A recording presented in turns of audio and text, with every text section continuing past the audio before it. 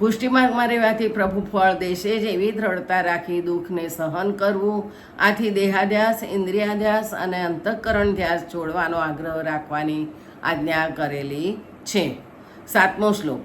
પ્રતિકારો યદચ્છાથ સિદ્ધશ ચેતનાગ્રહી ભવેત ભાર્યાદીના તથા નેશામ અસચ્ચાક્રમમ સહેત.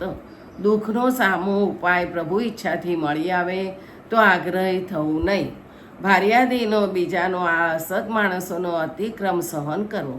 દેહના દુઃખમાં ભગવદ ઈચ્છાથી જે બને છે તે ઠીક બને છે એવા અંતઃકરણના વિવેક બળથી કંઈ ઔષધ સહજ મળી આવે તો તે ન ખાવાનો આગ્રહ કરવો નહીં.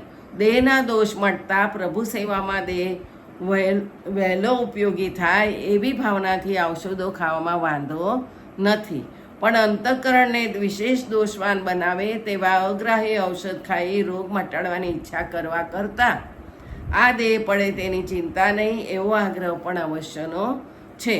દેહ સંબંધી સ્ત્રી પુત્રાદિક તથા કહેવાતા સગાવાલા તેની અવિદ્યાના વિશેષણપણાથી આપનું અપમાન કરે તો તેમના પર ક્રોધ કરવો નહીં.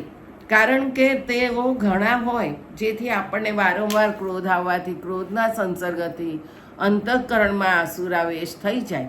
તે જ પ્રમાણે બીજા જ્ઞાતિના જન સાથે અથવા વ્યવહારમાં અનેક માણસો સાથે પ્રસંગ આવે તેમાં પ્રસંગવશાત તેઓ આપણું અપમાન કરે તે પણ ક્રોધનો આવેશ ન આવવા દેવા માટે સહન કરવું. તેમજ અસત્પુરુષોનો સ્વભાવ બીજાની ચેષ્ટા કરવાની હોય છે અને સત્પુરુષ દુઃખી થાય તેવા ઉપાયમાં તેઓની પ્રવૃત્તિ હોય છે. આવા અસત્પુરુષના અપમાન પણ સહન કરવા. કારણ કે તેવા અસત્પુરુષની સાથે વારંવાર ક્રોધ થાય તો વિશેષ આસુરાવેશ થાય. માટે તેમનાથી દૂર રહેવું પણ તેમના અપમાનથી ક્રોધ ન કરવો. દેહાધ્યાસ કરતાં અંતઃકરણ ધ્યાસ છોડવો વધારે કઠણ છે.